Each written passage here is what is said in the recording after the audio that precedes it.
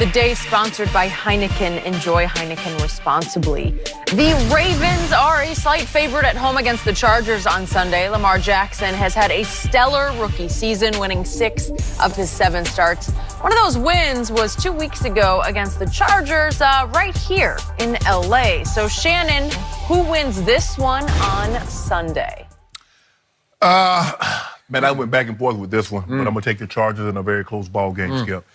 I just believe that in come playoff time, the game always inevitably comes down to a throw. Yep. And people look at, well, Shannon, you played with Trent Dilfer, but if you look at it, Skip, it still came down to a throw. You look at the Raiders game in the championship. You look at the Tennessee game, we're down 7-0, and Trent hit me. I ran it down to the 1, and we get back in control of the ball game. What happened in the Raiders game? Yeah. Forget. What happened? One throw. Remember. You know what I'm saying? Old big play had to pick him up, put him down. Really? Yeah. How far was that? It was. That's a record. You know, ain't nobody got that record yet? I'm just teeing you up. I'm trying to help you. Yeah. It went for how far? Like 97 yards? 96 yards. 96 yards?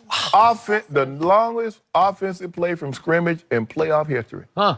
O'Shea. Huh. Yeah. I was an old man then. Old man. But you are the greatest. That's you know that's what you tell me. Now, you know, I don't know about the greatest football player, but I'm the greatest tight end. Yeah. I feel comfortable. The goat of tight ends? Yeah, Okay. Really? All right. I think Blake Jarwin's going to have something to say. You whatever. Look, the Ravens run a really, really weird offense. But the thing is, you've already played it once, and you played it 3 weeks ago. So you should have a better understanding of what to do. Okay. The problem is that this is what you have to guard against, Skip, is that Phillip Rivers turned the ball over. First play of the game, he threw a pick. He did. And he played terrible that game. The Ravens got after him. They sacked him 4 times. They forced him into 2 turnovers. And Lamar Jackson ran the ball down the throat. But now, if I'm San Diego, and I do this with a lot of quarterbacks, especially early on, I'm going to make Lamar Jackson throw the ball for 250 to 300 yards. Okay. And if he does that, I walk to the field at the end of the game, shake his hand and say, good luck, man. Heck of a game. Okay. I'm not going to let you get 47, 50 carries, shorten the game on one end, because when they run the ball 47 times, and they've done that before, Skip, they're only going to give you 45, 50 plays. That's not nearly enough, because then it forces you to take unnecessary risk, and you play into the Ravens' hand. They got a very stout defense. They finished second in points allowed, number 1 in yards allowed, and they can get after your quarterback. So, no. And look at that Lamar Jackson, Skip. He's averaged, since he took over the starter, he averaged 17 rushes. If you equate that on a full season, that's 272 carries. That would have been second behind Zeke, your quarterback. So you see how they want to play this game, Skip. They want to minimize his throws, maximize his legs. They got a bunch of running backs that can run the ball downhill. And they possess the ball, shorten the game, don't want to let you get big plays over the top of it. Rivers got to protect the football, but I'm going to go Chargers in a very close ball game. Again, 23-20. 23-20. So, I like Baltimore in this game, and I believe from everything you just said, I think you actually like Baltimore too, but your preseason Super Bowl pick was as you call them, San Diego Chargers, right? Ride with Phillip one more time. And you're going to ride or die, and you might die, because I'm going to ride with Lamar in this game over Phillip. I'm going to ride with Tim Tebow, in effect, because they're just running the Tim Tebow offense. They're doing it just like Tebow did it through that magical run of his, except Lamar is much more dangerous as a runner than Tebow ever dreamed about being, just as a runner. You think so? I would say so. Well, what? He's more elusive. He's definitely faster. But Tebow turned the Broncos into the number 1 rushing offense. No, he did. And he was like a John Riggins at quarterback, right? Yes. If I can do that kind of analogy. Yes. But obviously, Lamar can gash you, man. If he gets loose, he is gone, because we even had the great Michael Vick admit, straight line, once he gets cranked, man, he's faster than Michael Vick was. Michael was more elusive than Lamar, but I'm going to say it one more time. I love this kid's poise under fire. I love the way he's operating this offense. They are catering to him, obviously, but he is embracing every bit of it. And he just looks like he's completely confident in what he's doing. I don't see any rookie flinches. I don't see any rookie grimaces. I don't see deer in headlights.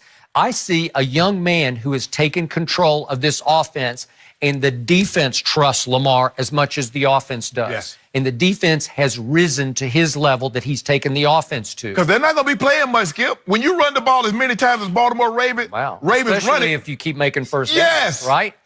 So, I just think this is the hotter team at home playing a West Coast team that has to travel to play effectively a 10 a.m. Pacific time game, right? And, yes. And it's just not that easy. And I think most of the pressure, not all of it, most of the pressure in this game is on Phillip Rivers. Yep. Because we got Phillip Rivers in his 15th season. He hasn't won a playoff game in 5 years since they won at Cincinnati in a wild card game.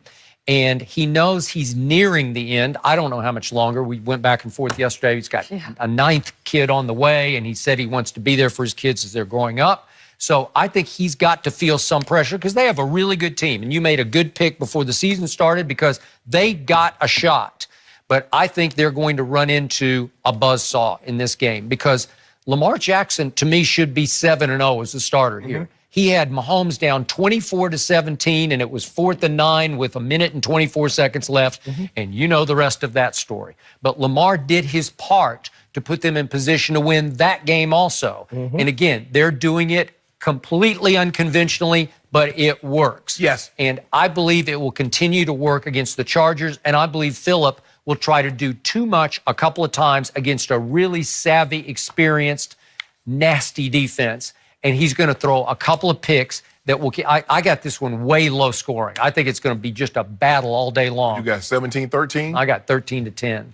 I got Dallas over New Orleans. I got that kind of a game where you go in thinking there's going to be some fireworks. I don't think there'll be any fireworks. But I don't think Lamar will turn the ball over, and I do think Phillip will. They got the thing that San Diego must do is do all they can to get the lead.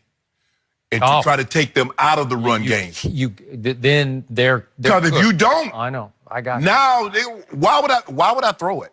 If I got a 10-3 lead or a 10-0 lead, why would I ever put the ball in the air? Baltimore is going to try to shorten this game, Skip. They want to stay on a manageable 3rd down. Well, we can throw it if we want to. We can run it. But we trust Lamar's legs a little bit more because it was very telling. Now last week they was in a 1-possession ball game. And they refused to let Lamar Jackson throw the football. Now, here's the thing. You know, in the playoff, Skip, you lose. There's no more tomorrow. And last week was a playoff game because, and plus you already knew that Pittsburgh had won because their game finished a little bit before yours. So you know what had happened. Sure. So, and really, the last 7 weeks was a playoff scenario because I believe they ended up. There's no way they could have known that Pittsburgh was going to suffer the collapse that they did. Because Pittsburgh was 3 clear of them with 6 to play. They end up losing, 4 of 6. And now, all of a sudden, you're in the catbird seat. So for the last 7 weeks, it's been a playoff scenario for the Baltimore Ravens. They've been able to get ahead. They've been able to run the football. Their defense only plays 50-55 snaps. The opposing team offense doesn't get that many opportunities. They start to press. You play into the Ravens, and the next thing you know, like, dang, how did we lose to a guy that just threw for 120 yards? Yeah, but they ran for almost 300. And by the way, those 120 can be very effective if they come at the right points in the game because he's not a pretty thrower of the football, but I think he can be accurate and off the play action, off the read option action. Well, you see he hit Andrews. And the next thing you know, that was 120, but he got 65 of it on one play. Okay. That's what's going to happen. He did have his best passing game week 16 against the Chargers. So if you're feeling 204, confident, 204, and then he had that touchdown to I got you, T-Sizzle. I got your back. I mean, he's going to feel confident going into this one. Well, our next quarterback, not a rookie, but a lot of pressure. Will Dak lead the Cowboys to a win tomorrow night? I can't believe it's finally tomorrow. Eric Dickerson makes his pick next.